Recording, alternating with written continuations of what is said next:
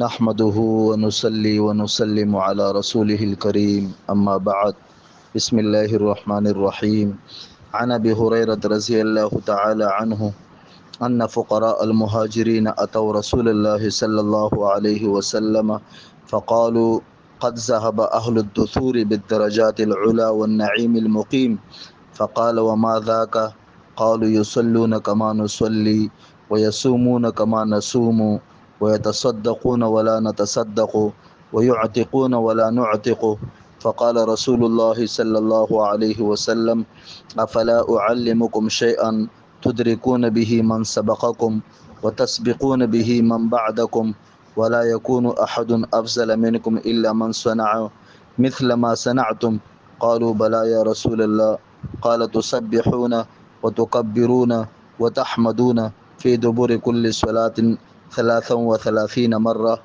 قال أبو صالح فرجع فقراء المهاجرين إلى رسول الله صلى الله عليه وسلم فقالوا سمع إخواننا أهل الأموال بما فعلنا ففعلوا مثله فقال رسول الله صلى الله عليه وسلم ذلك فضل الله يؤتيه من يشاء رواہ مسلم حدیث نمبر 1347۔ حضرت ابو ہریرہ رضی اللہ تعالیٰ عنہ سے روایت ہے کہ رسول اللہ صلی اللہ علیہ وسلم کی خدمت میں ایک مرتبہ فقراء مہاجرین حاضر ہوئے اور عرض کیا کہ مالدار بلند درجے اور ہمیشہ رہنے والی نعمتیں لے گئے۔ آپ علیہ الصلاۃ والسلام نے پوچھا وہ کیسے؟ انہوں نے عرض کیا جیسے ہم نماز پڑھتے ہیں وہ بھی نماز پڑھتے ہیں، جیسے ہم روزہ رکھتے ہیں وہ بھی روزہ رکھتے ہیں، لیکن وہ صدقہ دیتے ہیں ہم نہیں دے سکتے، اور وہ غلام آزاد کرتے ہیں ہم نہیں کر سکتے۔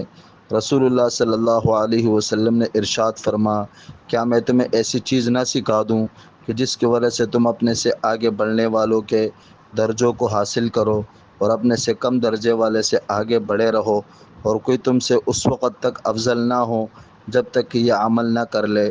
انہوں نے عرض کیا یا رسول اللہ ضرور بتا دیجئے۔ آپ علیہ الصلاۃ والسلام نے ارشاد فرما ہر نماز کے بعد سبحان اللہ الحمدللہ اللہ اکبر 33 مرتبہ پڑھ لیا کرو۔ چنانچہ انہوں نے اس پہ عمل کرنا شروع کر دیا، لیکن مالداروں کو بھی رسول اللہ صلی اللہ علیہ وسلم کا یہ فرمان پہنچ گیا تو بھی اس پہ عمل کرنے لگے۔ فقراء مہاجرین نے دوبارہ حاضر ہو کر عرض کیا کہ ہمارے مالدار بھائیوں نے بھی یہ سن لیا اور وہ بھی یہی کرنے لگے۔ نبی کریم صلی اللہ علیہ وسلم نے ارشاد فرما یہ تو اللہ تعالیٰ کا فضل ہے جسے چاہے عطا فرما دیتے ہیں۔ میرے عزیز دوستو بھائیوں، صحابہ کرام رضی اللہ تعالیٰ عنہم اللہ جل شانہ کے چنے ہوئے لوگ تھے۔ ان کو ہر وقت حرص رہتی تھی، لالچ رہتی تھی کہ زیادہ سے زیادہ نیکیاں کمائیں، ثواب کمائیں۔ چنانچہ ان کو قلق تھی، ان کو پریشانی تھی کہ مالدار صحابہ کرام صدقے دیتے ہیں، غلام آزاد کرتے ہیں، ہمارے پاس پیسے نہیں ہیں، تو اس لیے وہ ہم سے آگے بڑھ رہے ہیں۔ آپ علیہ الصلاۃ والسلام نے ان کو یہ تسبیحات سکھائی کہ ہر فرض نماز کے بعد 33 مرتبہ سبحان اللہ، 33 مرتبہ الحمدللہ، 33 مرتبہ اللہ اکبر پڑھا کرے، تم ان سے آگے بڑھ جاؤ گے۔ چنانچہ جب مالداروں کو پتہ چلا وہ بھی پڑھنے لگے، یہ دوبارہ حاضر ہوئے اور انہوں نے عرض کیا کہ حضرت وہ عمل تو ان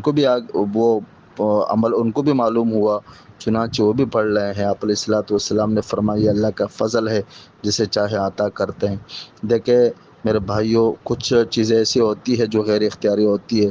اللہ نے کسی کو حسن و جمال دیا ہے، اللہ نے کسی کو مال دیا ہے، تو اس پہ زیادہ پریشان ہونے کی ضرورت نہیں ہے۔ اللہ نے قرآن کریم میں فرما وَلَا تَتَمَنَّوْا بِمَا فَضَّلَ اللَّهُ بَعْضَكُمْ عَلَى بَعْضٍ، اس چیز کی تمنا نہ کرو جو اللہ پاک نے بعض کو بعض پہ فضیلت دی ہے۔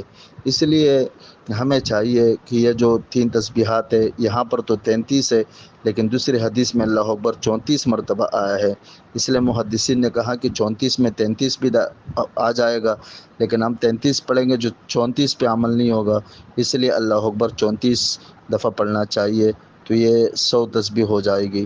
ہر نماز کے بعد اس کا اہتمام کرنا چاہیے۔ اس پہ بھی 10 سے 20 سیکنڈ لگ سکتے ہیں، لیکن اس کا ثواب اتنا زیادہ ہے کہ اس کا کوئی انتہا نہیں ہے۔ حدیث میں ہے کہ ایک دفعہ سبحان اللہ کہنے سے گویا کہ جنت میں ایک درخت لگتا ہے، اسی طرح الحمدللہ اور سبحان اللہ کہنا یہ اتنا ہے کہ زمین اور آسمان کے درمیان جو خلا ہے اس کو بھر دیتا ہے۔ اللہ ہم سب کو عمل کرنے کی توفیق عطا فرمائے۔